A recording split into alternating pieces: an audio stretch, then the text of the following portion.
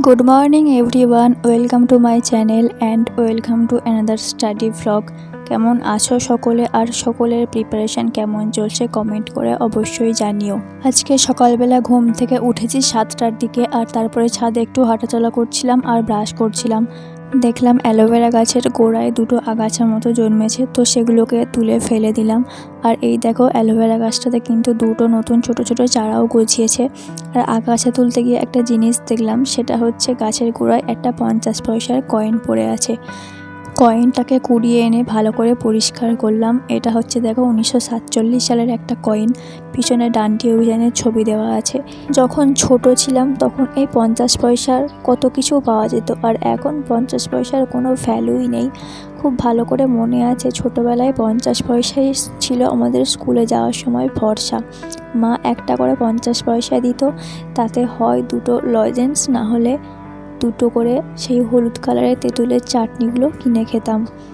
আর তারপরে তো আইসক্রিমও পাওয়া যেত তখন 50 পয়সা করে। সে গ্রামের দিকে পাওয়া যায় জলমল আইসক্রিমগুলো, এখন বোধহয় 2 টাকা না 3 টাকা দাম হয়ে গেছে।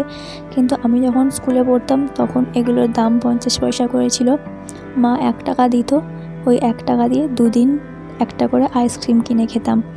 তো যাই হোক, সেসব ছোটোবেলার কথা এখন আর মনে করে লাভ নেই। এখন জীবনটা পুরো অন্যরকম হয়ে গেছে, মানে পুরোই চেঞ্জ বলতে গেলে। তো যাই হোক, দেখো সকালবেলা আমি তারপরে চা খেয়ে পড়তে বসে গেছি। আর আজকে পড়ছিলাম হচ্ছে ভোকাবুলারি। এই ব্ল্যাক বুক থেকে আমি ইডিয়ামসগুলো পড়েছিলাম। আর এখন পড়ছিলাম one word substitution. One word সাবস্টিটিউশনের মধ্যে এসএসসির স্পেশাল যে A2 বলে যে সেকশনটা আছে ব্ল্যাক বুকে, সেখানে যে 200টা ইডিয়ামস আছে সেই 200টা ইডিয়ামস পড়ছিলাম। মানে আমার অর্ধেকের বেশি পড়া হয়ে গেছে। তো যেগুলো পড়া হয়ে গেছে সেগুলো একবার নতুন করে রিভিশন দিলাম, আর একটুখানি বাকি ছিল তো সেটা পড়লাম, পড়ে কমপ্লিট করলাম। ইংলিশ পড়া কমপ্লিট করে তারপরে আমি ম্যাথ করতে বসেছি। আর আমি ম্যাথ প্র্যাকটিস করছি এখন পিনাকেলের এই রেলওয়ে ম্যাথসের বইটা থেকে। আজকে আমার ম্যাথের টপিক ছিল টাইম অ্যান্ড ওয়ার্ক। তো টাইম অ্যান্ড ওয়ার্ক আমি আগে কিছুটা করেছিলাম, আগে 60টা মতো করেছিলাম। আর আজকে তারপর থেকে বাকি 60টা বা 65টা এরকম করব ইচ্ছা আছে, দেখি কতটা কি করতে পারি। সামনে যেহেতু রেলের এক্সাম আছে, তাই আমি এখন মেনলি রেলওয়ের বেসিসেই ম্যাথ প্র্যাকটিসটা করছি। আর রেলের ম্যাথের ক্ষেত্রে কিন্তু পাটিগণিত, বীজগণিত, ত্রিকোণমিতি সব কিছুই থাকে। আর যেহেতু নভেম্বরে ক্লার্কশিপ আছে, আর ক্লার্কশিপে শুধুমাত্র অ্যারিথমেটিক পার্টটা থাকে, সেই জন্য আমি এখন বীজগণিত, ত্রিকোণমিতি এই জিনিসগুলো প্র্যাকটিস না করে শুধুমাত্র অ্যারিথমেটিকের পার্টগুলো এই বইটা থেকে প্র্যাকটিস করছি। এই বইয়ের সব অঙ্কগুলো আমি পারছি না, যেগুলো পারছি সেগুলো করছি, আর যেগুলো আমাকে সলিউশন থেকে করতে হচ্ছে সেগুলো আমি ওরম গোলভাবে দাগ দিয়ে রাখছি। ওইগুলো শেষে আর একবার রিভিশন দিয়ে নেব।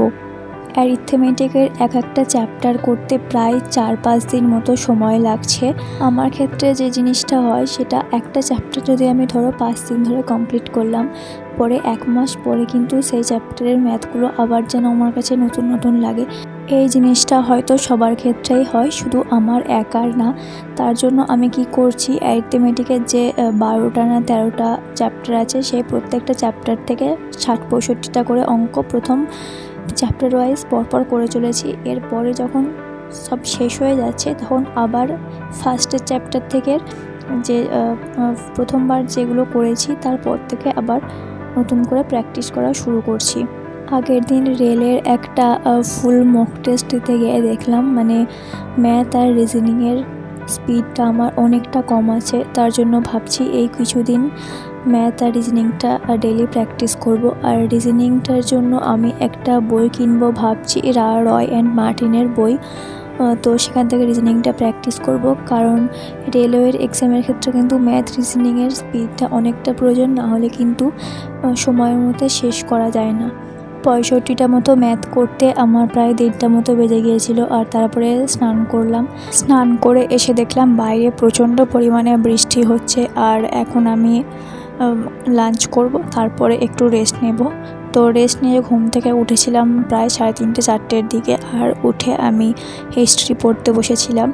আজকে হিস্ট্রির মধ্যে পড়ছিলাম INM-এর পার্টটা, মানে 1757 খ্রিস্টাব্দে সিপাহী বিদ্রোহের পর থেকে 1947 খ্রিস্টাব্দ পর্যন্ত প্রত্যেকটা সাল ওয়াইজ আমার খাতায় খুব সুন্দরভাবে নোটস করা আছে। আমি যেখানে কম্পিটিটিভের জন্য পড়তাম আগে, তো সেখানকার স্যার এই নোটসটা খুব ভালোভাবে বানিয়ে দিয়েছিল। আর এই আইএনএমের এই পার্টটা আমি পড়েছিলাম মিসলেনিয়াস এক্সামের আগে। আর এখন রিভিশন দিতে গিয়ে দেখলাম প্রায় সব ভুলে গেছি।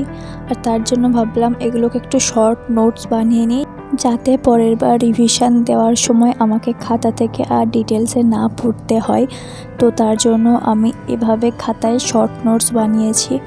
দেখো এখানে আইএনএমের সাল অনুযায়ী শর্ট নোটসগুলো বানিয়েছি, মানে খাতায় তো ডিটেলসে আছে, সেখান থেকে ইম্পর্টেন্ট পয়েন্টগুলো আমি জাস্ট নোট আকারে লিখেছি। এর আগে কনসলিডেশন অফ ব্রিটিশ পাওয়ারটাও আমি এরকম শর্ট নোট বানিয়ে রেখেছিলাম। তার মধ্যে অ্যাংলো শিখটা আমার পড়া হয়নি, তাই ওটার জায়গাটা ফাঁকা আছে, আর বাকি 4টে কমপ্লিট আছে। এর আগে ভূগোলের পেজে এরকম শর্ট নোটস বানিয়েছিলাম, কিন্তু দেখলাম পেজটা কোথায় হারিয়ে গেছে, তাই এবারে আর পেজে লিখিনি, এবারে খাতায় পরপর লিখে যাচ্ছি। আর এই হিস্ট্রির আইএনএমটা শর্ট নোট বানিয়ে লিখতে গিয়ে আমার অনেকটা সময় চলে গেছে।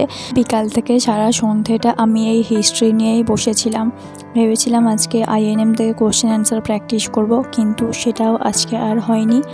তো চলো আজকের ভিডিওটা এই পর্যন্তই থাকছে। ভালো লাগলে লাইক করে দিও এবং চ্যানেলটাকে সাবস্ক্রাইব করে দিও। দেখা হচ্ছে আবার পরের একটা ভিডিওতে। আজকের মতো টাটা।